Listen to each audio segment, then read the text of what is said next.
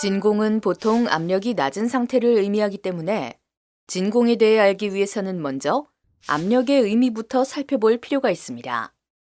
볼펜의 뾰족한 부분으로 피부를 눌렀을 때를 생각해 볼까요? 이때 발생하는 누르는 힘이 바로 압력인데요.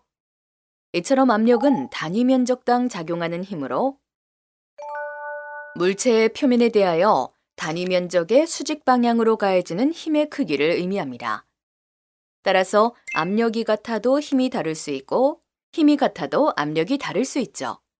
몇 가지 압력의 예시를 보면 다음과 같습니다. 그러면 기체에서는 압력이 어떻게 작용할까요? 예를 들어 챔버 속에 있는 기체 분자를 생각해 볼까요? 챔버 안에 있는 수많은 기체 분자는 자유분자로 자유롭게 운동하면서 장비 내부에 충돌 및 반사되며 맴돌고 있는데요. 이때 자유분자들이 챔버 내부와 충돌하는 힘의 합을 챔버 내부 단면적으로 나누면 장비 내부 압력이 됩니다. 진공 센서로 불리는 진공 게이지를 활용하면 이러한 챔버 내부의 압력을 알 수 있게 됩니다. 다음은 압력을 표현하는 단위로 산업별로 각기 다양하게 사용하고 있는데요. 반도체 현장에서는 파스칼과 토르 단위를 가장 많이 사용합니다. 최근에는 단위 환산기가 나오면서 환산표를 대신해 쉽고 간단하게 단위 환산이 가능해졌습니다. 그러면 압력의 종류를 한번 살펴볼까요? 압력에는 게이지압, 차압, 절대압이 있는데요. 실제 장비에서 대기압을 기준으로 측정하는 압력을 게이지압이라고 합니다. 게이지압은 다시 정압과 연성압, 진공압으로 구분되는데요. 정압은 대기압을 기준으로 증가하는 압력이며 연성압은 대기압을 기준으로 증가하거나 감소하는 압력, 진공압은 대기압을 기준으로 감소하는 압력을 의미합니다. 즉, 대기압보다 높으면 정압, 낮으면 진공압이 되는데요. DS 부문의 장비는 진공압이 작용합니다. 그리고 차압은 기준압을 기준으로 증가하거나 감소하는 압력이며 절대압은 절대 진공 0파스칼을 기준으로 한 압력을 의미합니다. 그러면 이제 진공의 정의를 살펴볼까요? 진공은 라틴어 바쿠아에서 유래되었고 empty, 즉 비어있는 이란 뜻을 가지고 있는데요. 과거 아리스토텔레스 등의 서양 철학자들은 진공을 아무것도 없는 상태로 생각하는 것이 힘들어 진공을 싫어했다고 합니다. 데카르트의 경우는 진공이 존재할 수 없다고 주장하였죠. 이후 이론 물리학에서는 에너지가 0인 상태로 정의하였지만 최근 실험과학에서는 실제적으로 입자가 없는 공간을 만들 수 없으므로 대기압보다 압력이 낮은 상태를 진공이라고 부르고 있습니다. 즉, 일반적으로 진공은 대기압 1기압 이하의 기체로 채워진 공간을 의미하는데요. 특히 우주 공간은 눈으로 볼 수 없는 매우 미약한 물질의 입자가 계속 운동하기 때문에 인공적인 진공보다 더욱 진공에 가깝다고 볼 수 있습니다.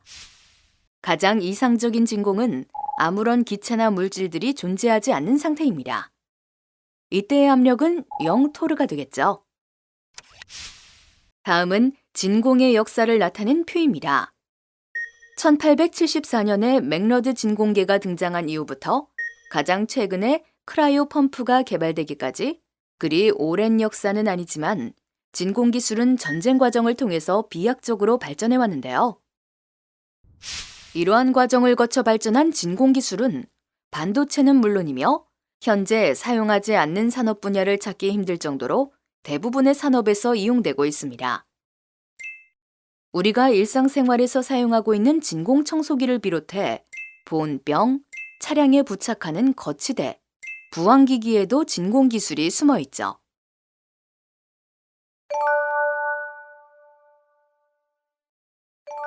실제로 반도체 공정에서 사용하는 설비들은 모두 진공 시스템이라고 불리고 있는데요. 진공 시스템은 진공 환경이 필요한 공정에 적절한 진공 환경을 만들고 필요한 진공 상태를 유지하기 위해 진공 부품들로 구성된 시스템을 의미합니다. 실제 반도체 공정이 이루어지는 챔버 내부를 보면 진공 상태를 만들기 위한 고진공 펌프와 저진공 펌프 2대가 사용되고 있으며 압력 정도를 확인할 수 있는 게이지, 그리고 기체의 흐름을 관장하는 밸브들로 구성되어 있습니다. 다음은 챔버 및 펌프, 게이지, 밸브 등 실제 부품들의 모습입니다. 참고하시길 바랍니다.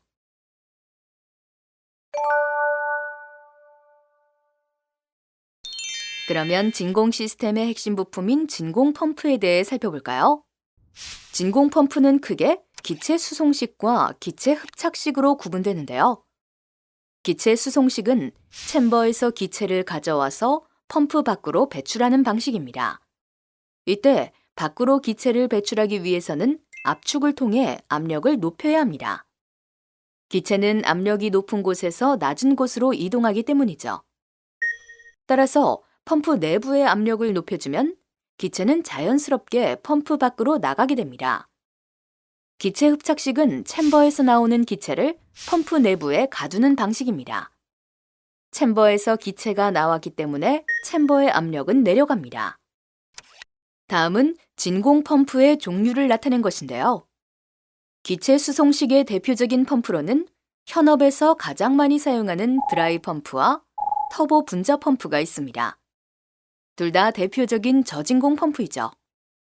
그리고 기체 흡착식의 대표적인 펌프에는 고진공을 만들 때 사용하는 크라이오 펌프가 있습니다. 그러면 기체 수송식 펌프 중에서 저진공 펌프인 로터리 펌프를 살펴볼까요? 로터리 펌프의 내부 구조는 로터와 베인, 실린더 등으로 구성되어 있는데요. 로터의 중심과 실린더의 중심은 편심되어 있습니다. 그럼 작동 원리를 살펴볼까요? 베인은 스프링 또는 원심력에 의해 실린더 내면에 완전히 밀착된 상태로 돌아가는데요.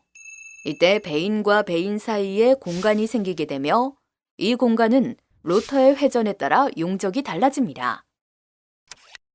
한쪽 베인이 인렛 포트를 지나면 공간의 용적은 점차 커지게 되고 다음 베인이 인렛 포트 끝단을 통과할 때 공간 용적은 최대가 됩니다. 이에 따라 인렛 포트를 통해 챔버에 기체가 들어오는데요. 펌프가 회전하면 공간을 만들면서 팽창합니다. 여기서 로터가 좀 더 회전하면 기체 분자들은 압축이 되고 그 후에 아웃렛 포트를 통해 배출됩니다. 이러한 로터리 펌프는 수천 RPM으로 회전하며 챔버의 압력을 계속 낮추어 주는데요. 보통 10의 마이너스 2승, 10의 마이너스 3승 토르 정도로 압축할 수 있습니다. 하지만 로터리 펌프는 오일을 사용해야 하기 때문에 반도체 현장에서는 사용할 수 없습니다. 그럼 어떤 반도체에서는 어떤 펌프를 사용해야 할까요? 반도체에서는 오일을 사용하지 않으면서 챔버의 압력을 10의 마이너스 2승, 10의 마이너스 3승 토르 정도로 만들 수 있는 펌프가 필요한데요. 드라이 펌프가 바로 이에 해당합니다. 드라이 펌프는 펌프 내부에 회전하는 로터가 정지해 있는 스테이터 벽면에 아주 작은 갭을 유지하며 회전하면서 공정가스를 압축한 후 대기로 배출시키는 기체 수송식 펌프입니다. 회전하는 로터는 동시에 동력을 전달하는 기어를 사용하므로 로터 간의 접촉을 방지합니다. 최근 가속기나 신재료 개발과 같은 첨단 기술 분야에서 사용하는 초고진공 시스템에 적용되는데요. 반도체 분야의 경우는 특히 제조 공정에서 사용되는 여러 종류의 가스들이 부식성이 강하고 반응성이 높기 때문에 회전 펌프 오일의 성능이 저하되거나 불량해지기도 하며 오일 증기가 역류되어 제품이 오염되는 사례도 있었습니다. 게다가 반응 생성물 때문에 펌프에 정지가 발생해 공정을 멈춰야 하는 경우도 빈번했는데요. 이로 인한 경비 증가를 피하기 위해 최근에는 드라이 펌프의 사용이 보편화되었습니다. 이러한 드라이 펌프는 회전하는 로터의 형상에 따라 다음과 같이 분류됩니다. 마지막으로 진공 시스템을 구성할 때 대표적으로 사용하는 고진공 펌프, 터보 분자 펌프를 살펴보겠습니다. 해당 펌프는 공정상 고진공이 필요할 때 챔버를 10의 마이너스 7승에서 10의 마이너스 8승 토르 정도로 만들 수 있는 펌프로 블레이드가 수만 RPM으로 회전하면서 챔버의 기체 분자를 압축 펌핑하는 펌프입니다. 고속으로 회전하는 만큼 마그네틱 베어링을 사용하여 안정적으로 회전할 수 있도록 구성되어 있습니다.